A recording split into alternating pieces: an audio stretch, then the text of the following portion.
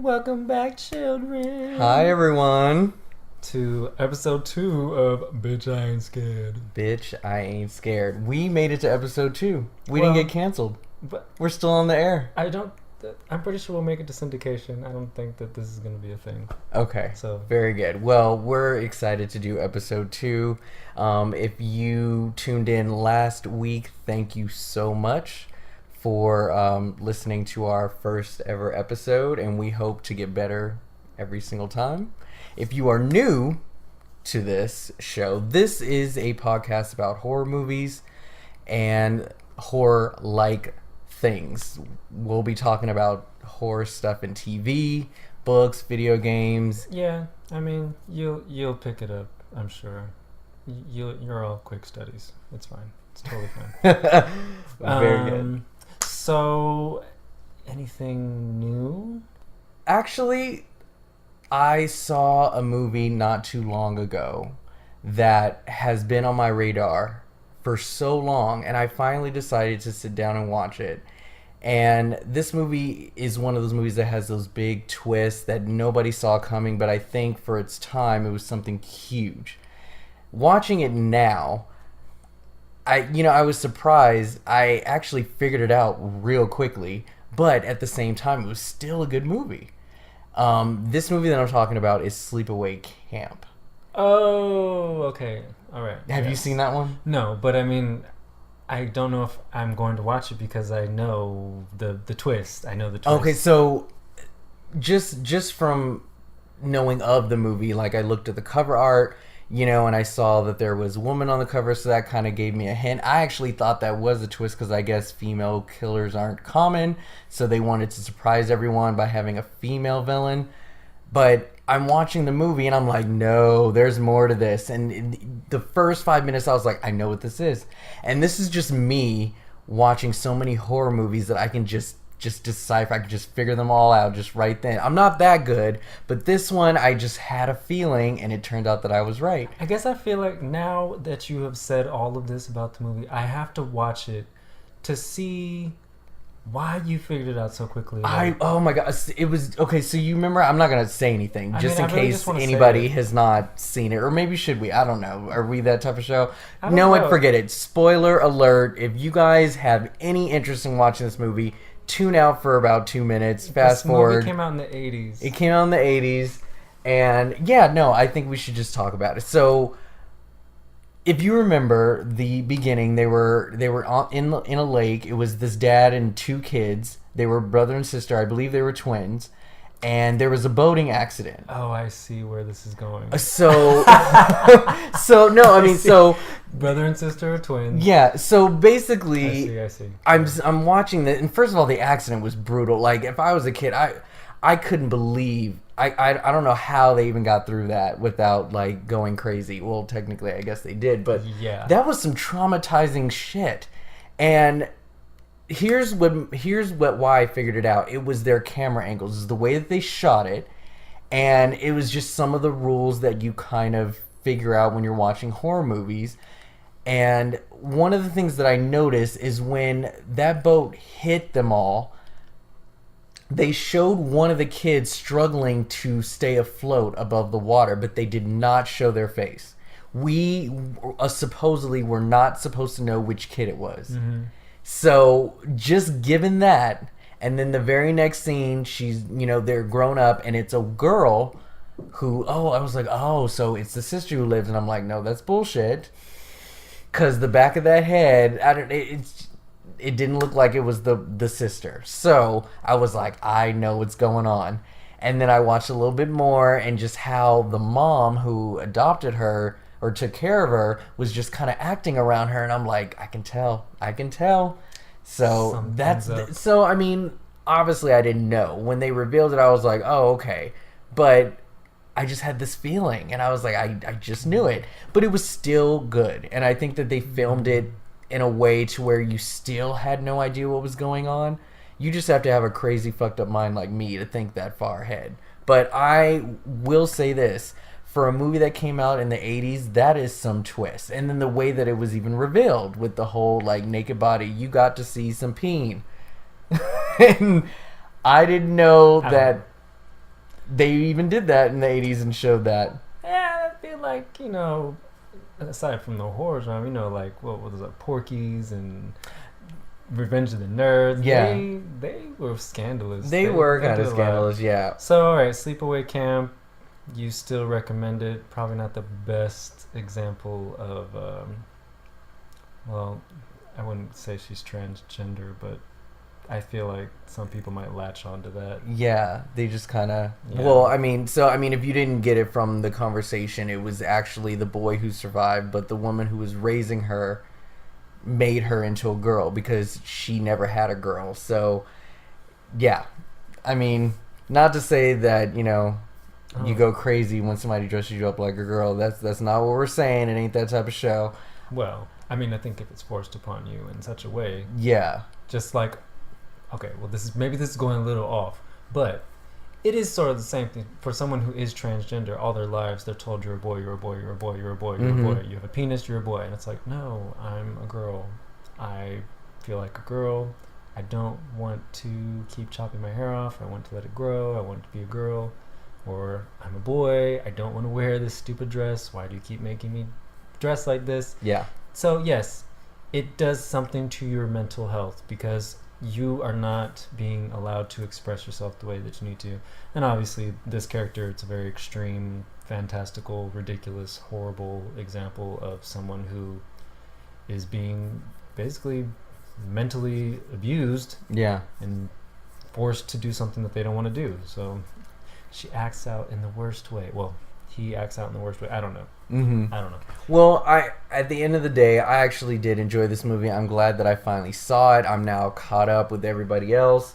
So, so I saw that recently, and yeah, it was pretty good. Oh, thank you, Rob, for that, allowing me to segue into some real-world issues. By the way, I don't think I'm really going to, solve some shit by talking about horror movies, but maybe... Just maybe I will. Maybe but see, we will. That is the thing about horror movies. It's just, again, not all about blood and guts and just killing people. Sometimes they talk about some heavy shit. Yeah, they have a lot of metaphors. Could make some good for conversation. Social commentary, yeah. Yeah, exactly. Well, all right. Well, thank you. Shall we dive into our... Yes. So today what are we doing? I don't know. We are going to talk about our favorite horror movies of all time. Okay. I think it'd be great for our audience to get to know us a little bit more and just kind of take turns, go, and just list all of our favorite movies that we liked as growing up or what we currently like. So sounds good. I will start it off, and this movie is pretty much the scariest movie that I've ever seen.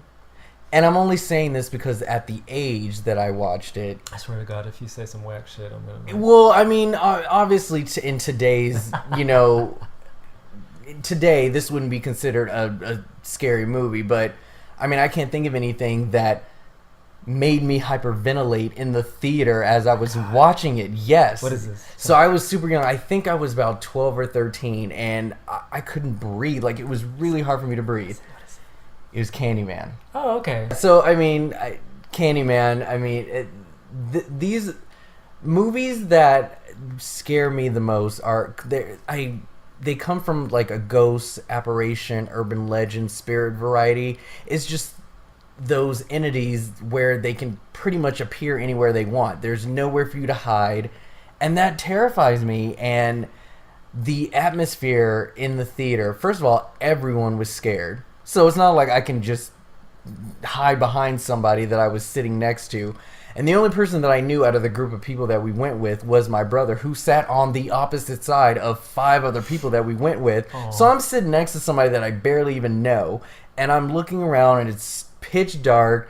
There's these loud sounds and his deep voice and everybody screaming. Like, I could not breathe. But at the same time, I can appreciate how messed up it was.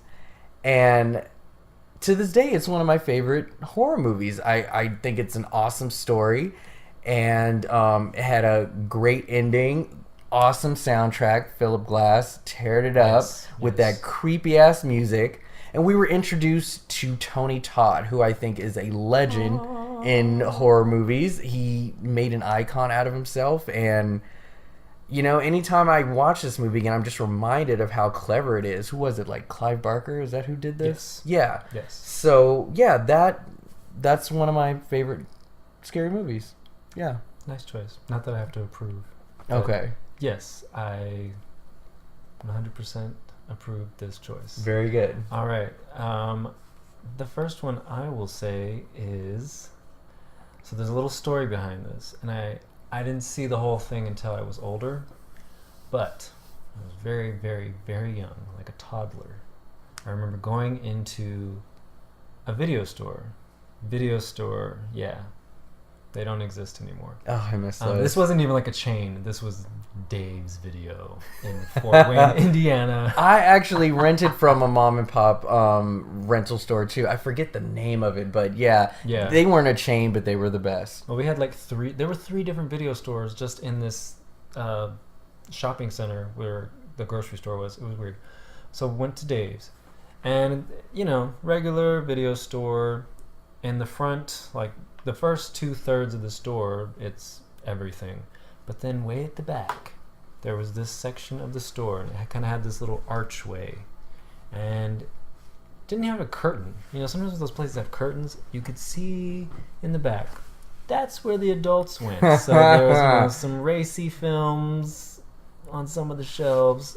I didn't care about those. I don't know. On the other side were all the horror films, and right next to the door was this giant, probably 12-foot cardboard cutout of Pumpkinhead. Oh my, Pumpkinhead. So that definitely kept my little ass from going back there. Pumpkinhead terrified me, and it's probably the thing that it probably set the bar for demon films for me. I do not fuck around with demons. I watch the films because they scare me, but that's some serious ass shit. They just affect you. They affect me, and Pumpkinhead is so scary. I remember vividly watching the part where some little dumb girl runs out the door outside, and his big ass hand comes down and just grabs her and drags her away. It scared the hell out of me. It was so scary, but I didn't see the whole thing as a child. I don't know. I would watch these movies, and I was like, what's wrong with me? But I remember finally, when I was an adult, I was like, I'm going to watch this. And it still scared me. Those creature effects are excellent. They don't make them like that anymore, unfortunately. But yes, that's one of my favorites. I wish I had fond memories of Pumpkinhead. I can't remember if I've even seen it before. That wasn't like really a fond memory. That like traumatized me. I couldn't go to the back of the video store. Well, I wish that I can like pull in some nostalgic memory of that movie. I don't even know if I've seen it, but I know that I've watched part of it. I don't know if it was a sequel. Did they remake that movie at all? No, they have made a couple sequels. Then maybe I did see the original, but I don't know. I can't pull any memories from it, but maybe that's a movie I need to watch. Pumpkinhead. That's an interesting one. So now I have to watch Sleepaway Camp. You have to watch Pumpkinhead. Yes, I will do that. Right. Okay. So next, let's see. Oh, okay. So this I don't know if they're demons. No, they're mutations. I think it's mutations. Okay, so this is a movie, I forget which year, but it involves, I think, 5 women who decided to go splunking. Is that the term? Oh, yeah. Yeah, you know where I'm going. I know what you're talking about. Yeah, so my next favorite horror movie is The Descent. The Descent. Now, I remember when I watched this in theaters, I was pretty stressed out. Like, they touched on a ton of different fears in that movie, but the biggest thing is trusting each other. Like, those women really, really needed to trust each other in order to survive that. That to me was one of the scary elements that I was tripping out of, because some of those bitches weren't right, and I just was like, I can't be in this cave with y'all because you're too unpredictable. However, they go and explore this cave, and they run into these mutated, I don't even know if they were mutated, they just kind of evolved into these creatures that just, you know, they were the leftover caucasoids that didn't come out the cave. Apparently. So they were probably like my cousins. But I mean, the gore factor, just the scary elements. They had very unique and clever jump scares with the whole night vision cameras and these dark corners. And the monsters, I guess, were actually pretty clever. I mean, they were simplistic, but they were still scary. Like I just thought they were very unique. But there was a scene in there that I remember vividly is when one of the women were getting attacked by every which way, and she was just in the zone, cutting them all up. And then I have some strong feelings about. I that. know, and I'm then trying to be quiet. she one of her other friends approaches, and she's still in the zone, and she just takes one of her hiking sticks and just claws her right in the neck. And I have never jumped so hard over, like, the whole theater just went crazy because, like, wow. And just the whole movie touched on mental health, losing, a loved one, claustrophobia, like, all of it was in there. And to this day, like, if I watch it, I just remember how suspenseful it is and how much tension was, like, brought into that movie. And it'll just be one of my all-time favorites forever. Descent is such a good movie. I feel like we need to include The Descent in a later episode and talk about the inclusion of women, but also I just have some really strong feelings about that movie. It pissed me the fuck off. So I'm not going to ruin this moment because okay. I'm sorry. No. But we'll definitely bring it up. I mean, yes. Some of these movies that we mentioned now will probably come up in a later episode based on subgenre, but yeah, we'll definitely bring that up again. Poor Juno. That was her name. I know. Poor Juno. Yeah. But anyway, all right. My next film that I will mention, and a lot of people will be like, that's not a horror film. Well, shit. It can be pretty scary. The Craft. The Craft really was one of those movies that came out when I was a kid, and it was just cool, and everybody was like, yeah. Everybody was into it. I was into it. That's one of my favorite movies too. I just didn't know if you would classify that as a horror. That's so cool. You brought it up. It's like, yeah, it's not horror. Probably what people think of. I mean, it's probably more of a thriller. But it's got elements a dark in comedy. It's, I think, somewhat realistic. I mean, I'm not a witch. I can't fly or do any of that stuff. I can't like make people think that they're parents died in a plane crash, but it was just very with the times, and excellent metaphor for being a teenager and having to deal with other assholes at school. It was just fun, and I think being able to imagine yourself, and I mean, I'm not a girl, so this is a film that was definitely for young girls to feel empowered, and still I could relate to it, and being someone who's different, an outsider, whatever you want to call it. It was a lot of fun watching it, and I was already deep into my love affair with witches. I love witches. I will pretty much give anything a shot if it has a compelling story. That is an excellent choice. Yes. I do love The Craft so much. Yes. I can't tell you how many times I saw that movie in the theater. I mean, I love it. Yeah. I'm flying. I'm flying. No, okay, so crazy. Let's just bring up one of these scary moments in that movie, though, is when Nancy made, I forget her name, Sarah, was it? Yeah. Made her hallucinate with all those insects and spiders and worms and shit coming. Oh my god. That was pretty. It made your skin crawl because it was scary. I mean, yeah. I mean, when she pushes someone out the window, but she doesn't push it. It's like imagining that someone can do this and they're unstable. Yes. It's not like fucking Charmed. They're not trying to help you. She was very unhappy. Yes. That's the last person you want to have magical powers. Way, so, no. Yes. So, I enjoyed it. I still do, and I'm not sure about this TV remake or whatever they're doing, but we'll get to that some other time. Yeah, I'm really curious about that, but yes, we'll definitely talk about that later. Okay, so I am gonna bring up Final Destination. The first one? The first one. Excellent. Yes, definitely the first one. So, This movie, I like, hands to God to the writer and director of this, because honestly, with all the horror icons, villains out there, different ways that people are dying, they handled this unique way of killing people in such a realistic way.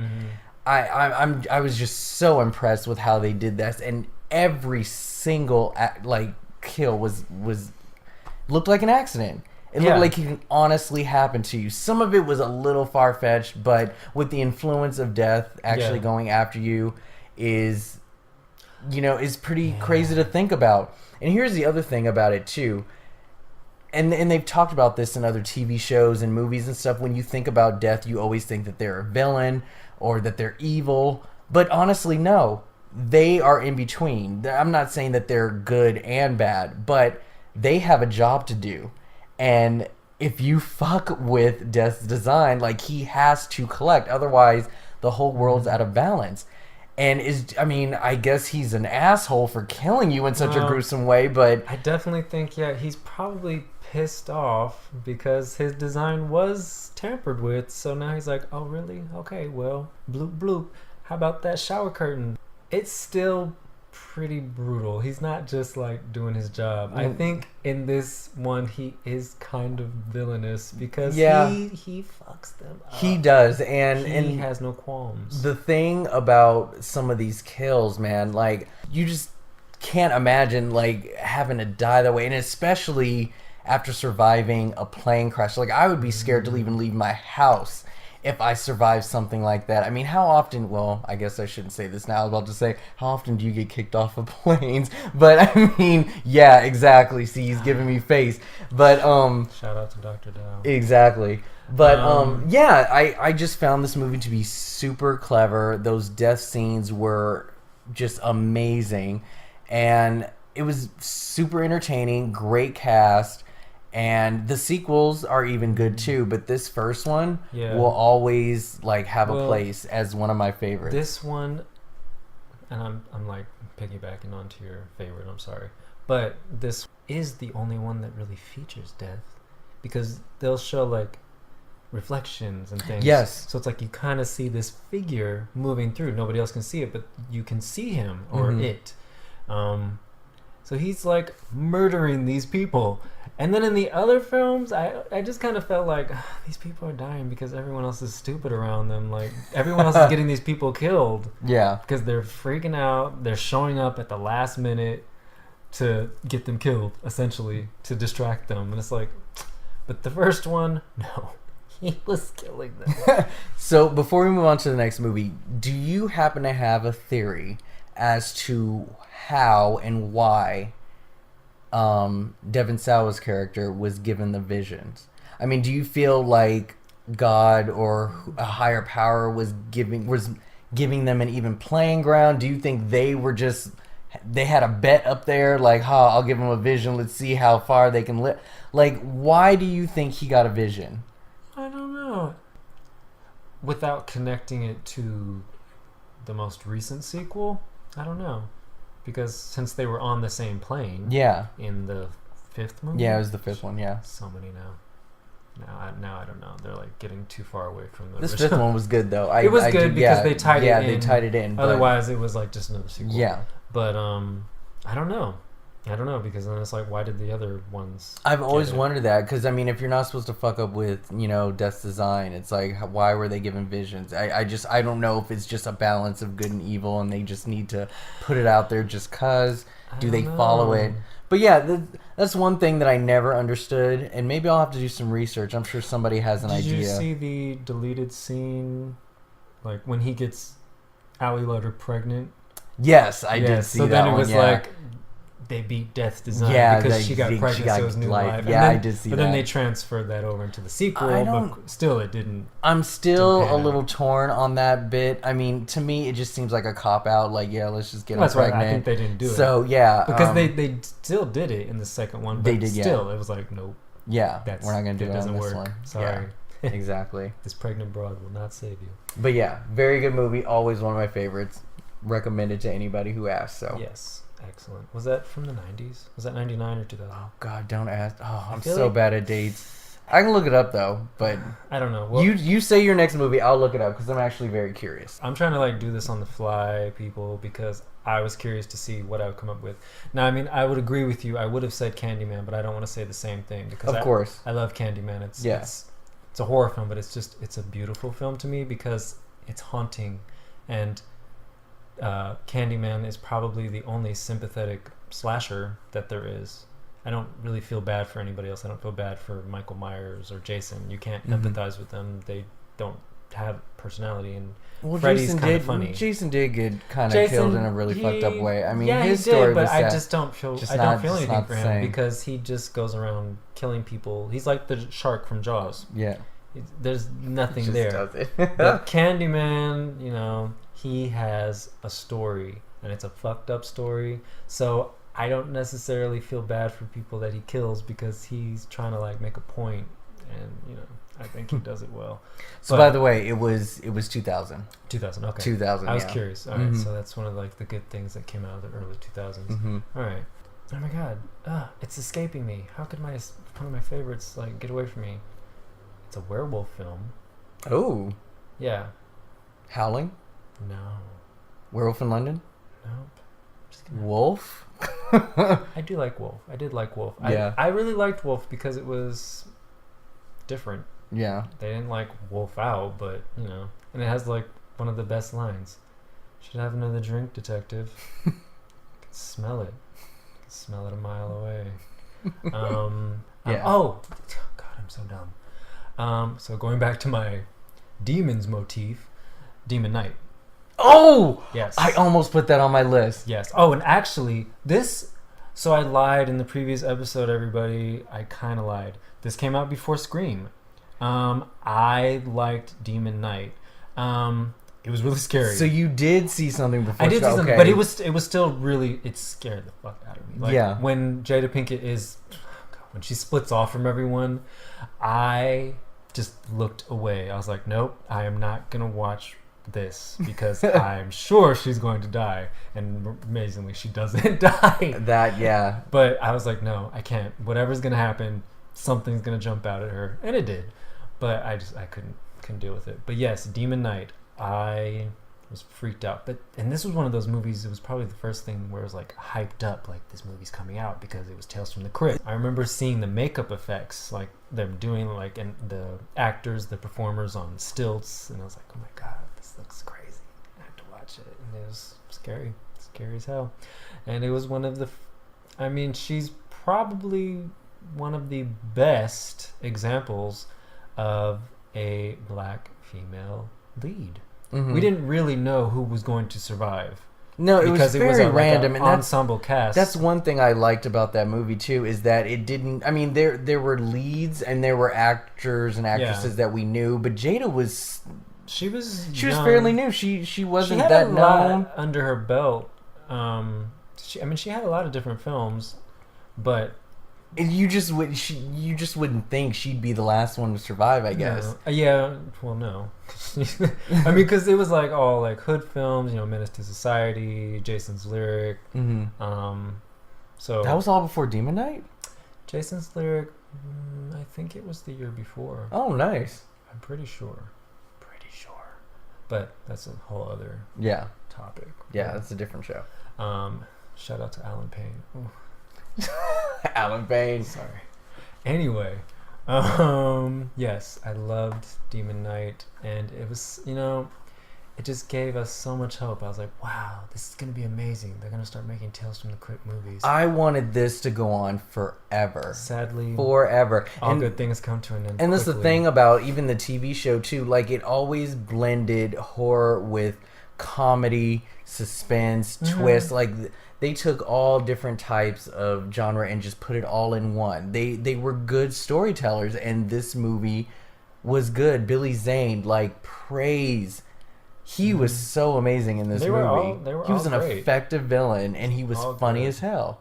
So, yeah, and then that second one came out and just ruined everything. It's just unfortunate. So unfortunate, but that is a very good choice. Oh, wow. Very good choice. Okay, let's see. I am going to move on. So, there is one that No, I'm gonna do this now. If we have time, I'll bring up the other one. My next film that I want to bring up is It Follows. It Follows. So this movie came out, what, I think 2 or 3 years ago? I think it was 2000. So this is a fairly recent one, and I wanted to bring up something that has come out in the last 5 years at least. But It Follows is... It's scary, but it's hard to describe to people because nowadays everyone's used to the jump scare. They need something loud and instantaneous to get at you. And a lot of people don't remember some of the older movies where they build tension and suspense and they lead into things and they use other things like atmosphere, environment, and music to scare you instead of just jumping out at you. And they put effort into it. And this movie was really unique and original for the time that it came out. That soundtrack, I swear to you, best thing ever. Like, that music alone was so good. Like a throwback to Halloween. It was very throwback. And the movie, even though I believe it took place in present day, made it look like it came out in the 80s. Just the neighborhood and the clothes. Felt like and a different time. Yeah, but I mean, it was a very simple story, and it even brought back that whole thing where the villains, all they have to do is walk, and they are still like right there beside you, even though you're sprinting it to wherever you need to go. This movie sort of went back to that, and it still was effective. You got zombie movies now where, they have to run and be just as fast and strong as any other human to make it effective.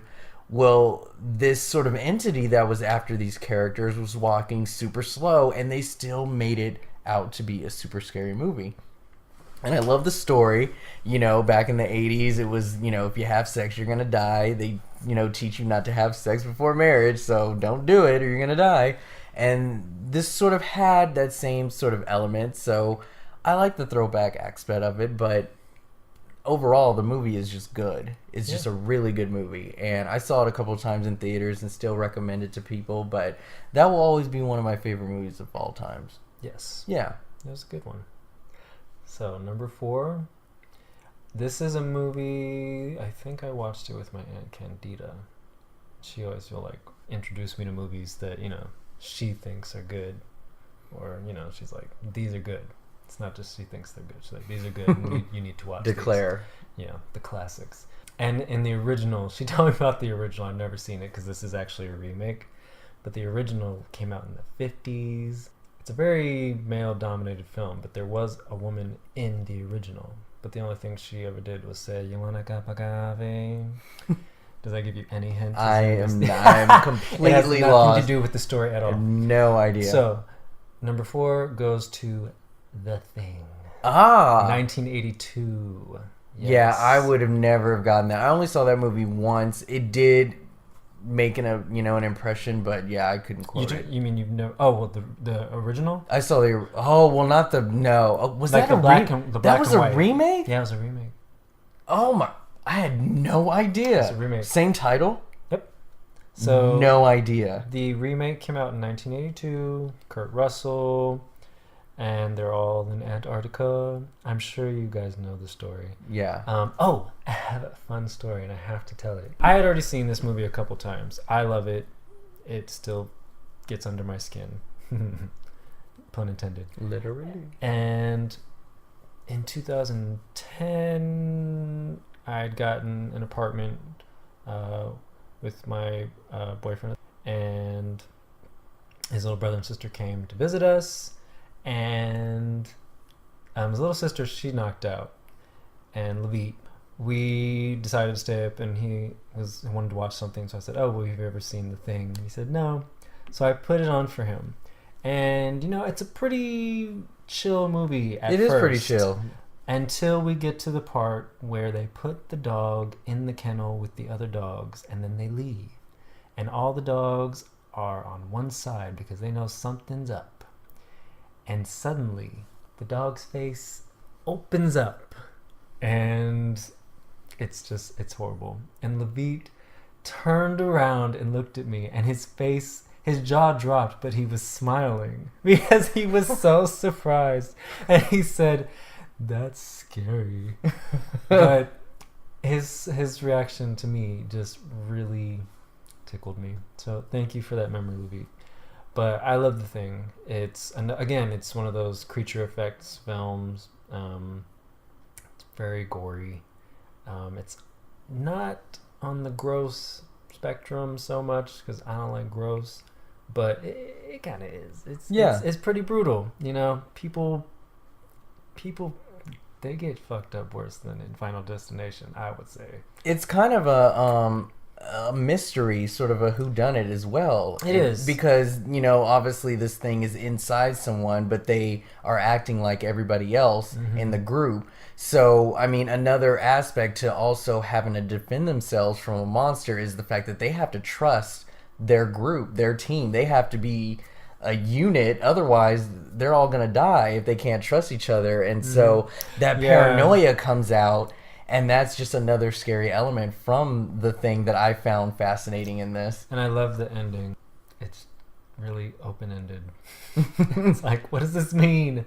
But that test, though, when they were all tied to their chairs and they were all being tested with their blood, that was a good jump. Oh, yes, When that it made came me out of jump the Petri dish. so hard. So, yes, I do remember watching Yes. That's a good one. Excellent. Okay, I'm going to say one more, even though I have a ton of them, but I'm going to say one more and then we're going to move on because I want to bring up some other stuff before we end this episode. So, I am going to bring up Jeepers Creepers. Uh-huh. Love this movie. Yeah, I did this for you. Why for me? No, I really, really like Jeepers Creepers. It's a creature feature. I thought the villain was very unique as well. What monster do you know is driving cars on a highway? And he can fly, so And why? he can fly. And the other thing is that most of the scares took place during the day, which I think if you are able to accomplish, you've got yourself a good movie. You also have a small cast too. It only took 2 characters to make you so invested. Again, the villain was effective, and I love the unique storyline. We don't know where this thing came from, what's going on, or whatever. I don't care. And that was the biggest throwback from this movie, is that people rejected it because we never knew what it was. And also the fact that people saw this movie with the impression that it was a human. A lot of people didn't like the fact that it was a demon or monster or whatever. When they saw those wings, people were actually pissed. And I was like, I was happy as hell because I'm like, we've reached another level. This thing is now outed as a monster. It can basically do whatever the fuck it wants at this point. And, you know, it has one of my husbands, Justin Long, forever. Justin, if you're listening, and if you know Justin, make him listen. I'm telling him, I'm declaring right now, love you, man. Good actor. I love that man. But yeah, this will always be one of my favorite horror movies because it is just a fun movie. The Creeper, his main thing is that he sniffs out the fear in you. So his main point is to antagonize you because he smells you out of fear, and when he gets that scent, that's when he knows you're gonna taste good.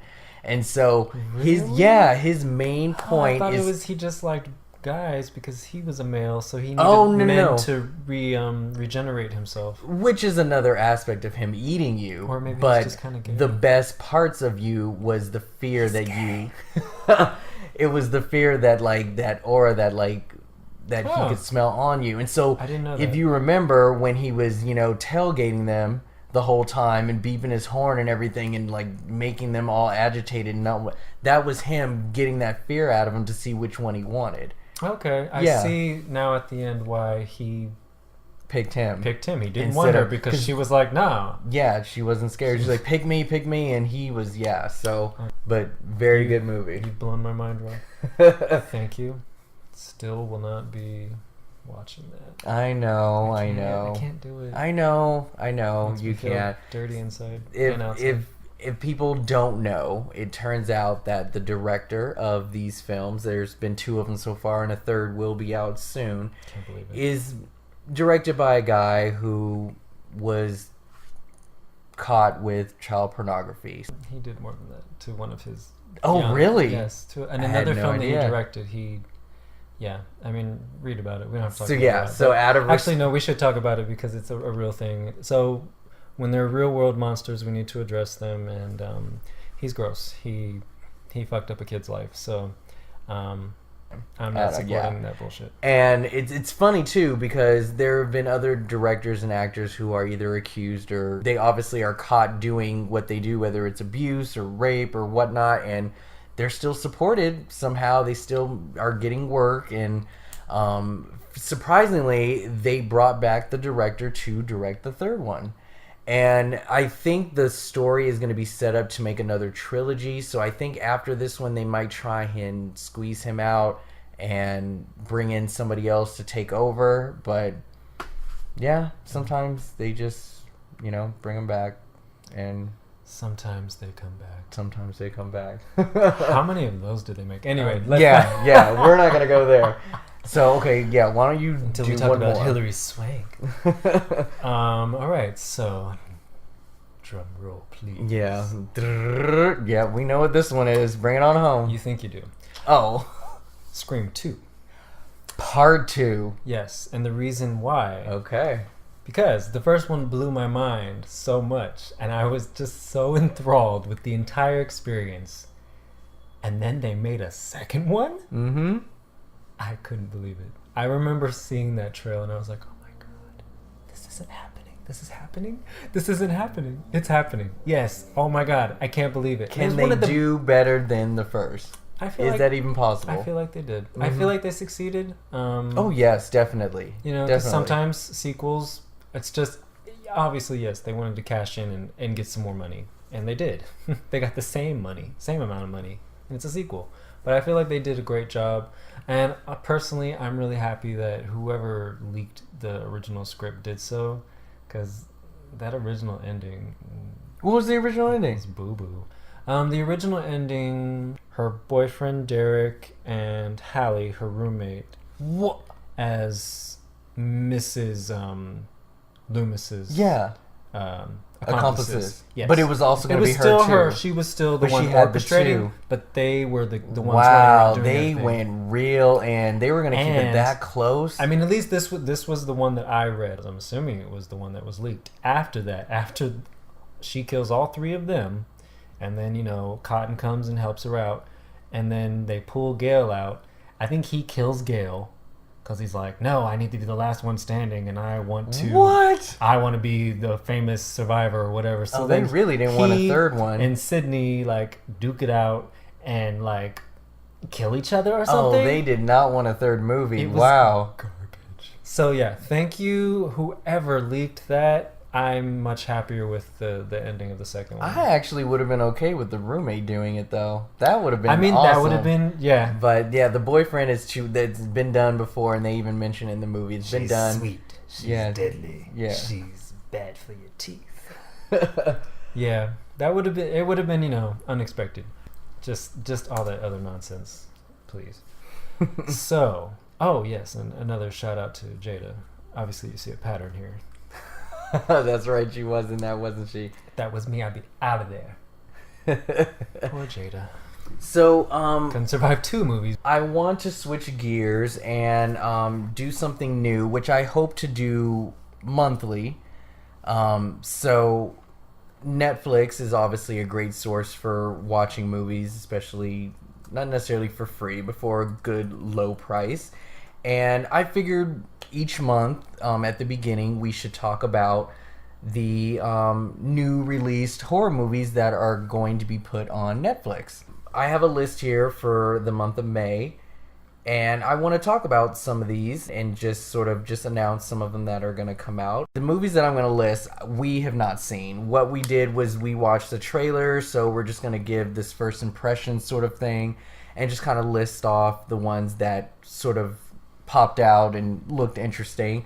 We will be checking them out, and I'm sure throughout the month we'll come back and review some of the ones that we've mentioned, because there's some really good ones that I think are going to be in May. So the first one that I want to bring up is called Drifter. This movie is about 2 outlaw brothers They set out to kill the man that murdered their father, but on their way to their destination, their car gets hijacked, and it forces them to take shelter in this town where it's inhabited by this family of cannibal lunatics.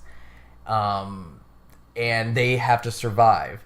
So, I mean, yeah, the story's been used before, cannibals in this deserted town. But watching the trailer, I actually thought it looked pretty interesting and cool. There's hardly any known actors in it, which I think is a good thing because then it's not as predictable. You may not know who's going to live or die. And they don't care what they do to them stars, too. Because some actors, they just have it in their contract that they're never to get killed. I mean, LL Cool J. Exactly. So I think that this movie has some good potential, and the trailer was actually done pretty well. It is more on the gore factor, and these people are definitely kind of crazy. What did you think of the... I mean, it's like I read the first line of that synopsis, but just watching the trailer, I did not get any of that. I mean, yes, I saw it was in some sort of like dystopian future, probably, and people looked crazy, and there was a little bit of blood here and there, but I didn't get any of that. So the trailer looked cool, but it's misleading. That's my fair enough. Well, offer my little take on that. If cannibals and crazy people and just violence throughout the whole thing kind of tickles your fancy, Drifter, I would watch that. Let's see. The next one I want to bring up is Stakeland 2. This is a vampire movie. And the first one obviously is not as popular. I actually watched the first one and enjoyed it. It was just like any old vampire movie, but it was sort of done in this sort of zombie apocalypse kind of way where the whole world was sort of overthrown with vampires. Because usually in vampire movies, they're sort of underground, like they're hidden. They are not really out to society. They kind of kill in secret. This one, they've pretty much taken over the world. And the first one involved this boy who was like a teenager, I guess. He ends up taken under the wing of this sort of professional vampire killer called Mister, and they sort of just journey throughout America, just like killing vampires, but he kind of teaches him his ways on how to kill and all this stuff. And at the end of the movie, the mentor just kind of disappears and just leaves him with this girl that he ends up meeting throughout the movie, and they sort of just kind of do their own thing. And so the mentor just felt that he learned everything he needed to know and just took off. Well, the sequel actually takes place right after that because it still has the same cast in it, and that boy is out to search for his mentor again, but again has to navigate through all these vampires who are under some new leadership. And so obviously with sequels, things are more bloodier than before. I'm definitely going to check out this movie, and I like vampire movies. And yeah, so it's called Stakeland 2, aka The Stakelander. That is going to be released on the 7th of May. Do you like the trailer at all? Did it look interesting? Oh yeah, you didn't watch this one, I didn't watch this one because I didn't see the first movie. That's right, so it would have just been like... I'm not big on vampire movies because, for me, they're a dime a dozen. Maybe that's a little harsh, but... I would rather watch Lost Boys and call it a day. Lost Boys, very, very good movie, yes. Okay, so another movie comes out right after that on May 8th. Oh, I like this one. Yes, this one is actually going to be, I think, my favorite, yes. So this one's called Beyond the Gates. And this is sort of like an 80s throwback cult horror movie that brings in the element of a VCR, VHS tape. So, and I actually owned one of these games. Some of my friends who are listening will probably know this because I made them play this game growing up all the time. Basically, you've got these two brothers who find out that their father mysteriously disappeared, and they go to his house, sort of go through all of his things to try and figure out like what happened to him, and they come across this board game that involves watching a VHS tape at the same time. And so when they're watching it, the board game sort of comes alive, and on the VHS it sort of speaks to them very specifically mentioning to them that if you play the game, we'll, tell you where your father is. And so they know that the game is obviously not just a board game, it's actually some kind of gateway into whatever. But the trailer made it look really, really good.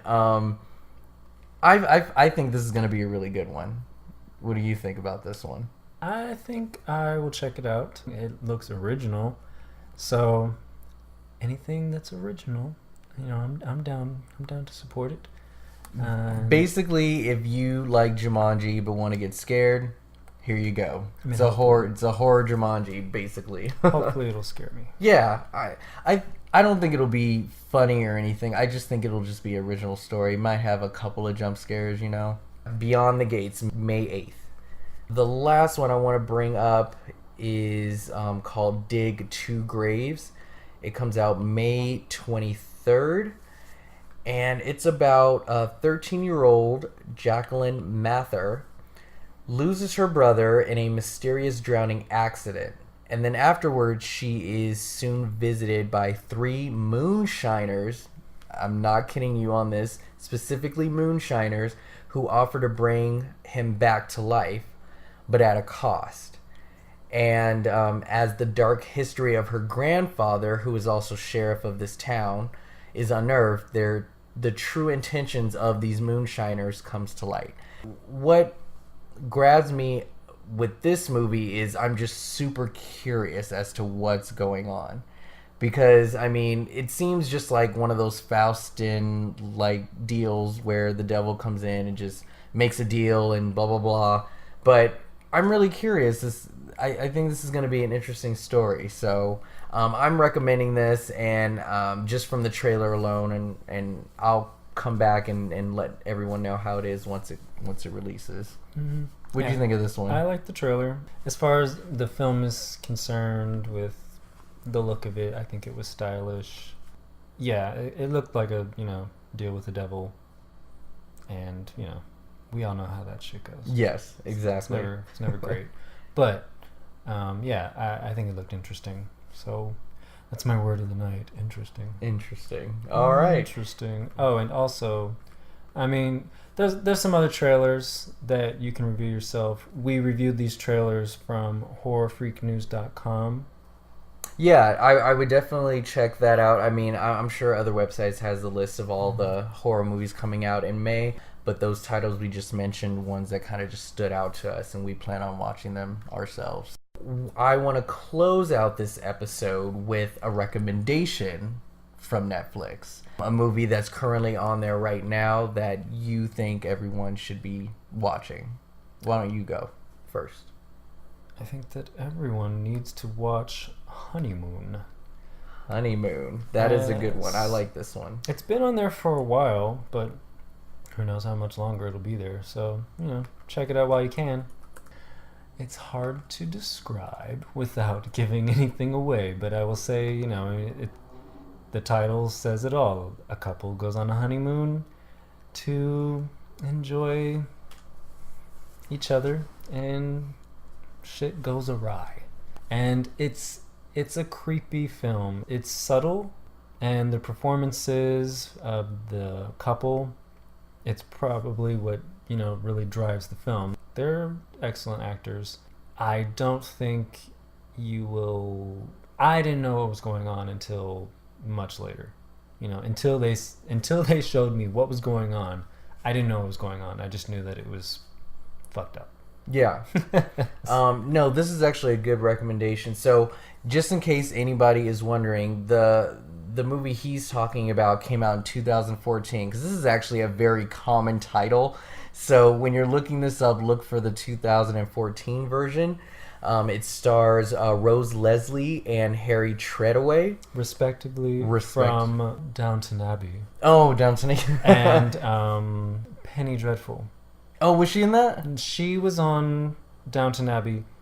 Harry Treadaway was on... Oh, okay.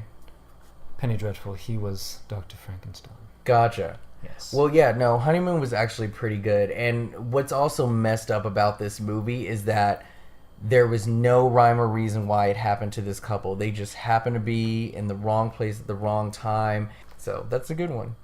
The one that I want to recommend that's currently on Netflix still is called Hush. This was released last year, and it's a home invasion movie, and I think that it had a clever way of spinning it.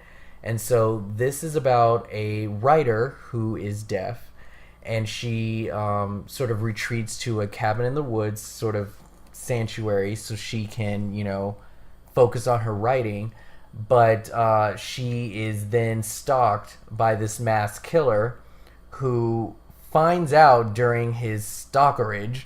I don't know if that's a word, but it's a word tonight. While he's stalking her, the killer finds out that she's deaf, and so he decides to fuck with her throughout the whole film. But she is obviously defending, fighting for her life while she can't hear. And I think that the way that this movie plays out, you can't call bullshit. I think that they've worked out any kind of plot holes that you can think of as far as her not being able to hear and her keeping herself alive, even though, the killer obviously could be anywhere and she can't hear. This movie is clever, well written. You'll enjoy the characters. I think you'll empathize with them. And and there was a couple of jump scares in there too that was pretty good. It was very effective, and so I definitely recommend Hush. Very, very good. I couldn't think of the title before, but the movie that it reminded me of is Wait Until Dark, starring Audrey Hepburn. She plays a blind woman who's terrorized by men. Now that I would like to see. But I don't know how they work that out. Yes, that's what it made me think of. I cannot jointly recommend this because I haven't watched it yet. So sorry. But you should check if you ever have a moment. You should definitely check it out, Nate, because I think you'll like this one. I probably will. Very good. So that is going to be our show today, and I hope you guys enjoyed episode 2. Just remember to follow and subscribe to our Facebook page, our Instagram page under Fear Bias. You can also look it up under Bitch I Ain't Scared. At this point, we should be on iTunes by now. So make sure to go on iTunes and rate us, comment. This is how you keep us in the top, so we can be recognized by more viewers. We want to make a top list. I think they have a top 100 list. But we want our show to kind of be featured everywhere else. And so the way to do that is to rate and subscribe and comment. Tell us what you liked about the episode. Tell us what you didn't like. Any favorites of horror movies you want to point out in the comment section. We'd love to hear from all of you. And again, we'll be back next week. Thank you so much. That is not how I want to close. We'll figure out a close. Hopefully there'll be some music coming on after we stop talking. We'll get some music. Anyway. Have a good night, guys. Thanks. Bitch, I ain't scared.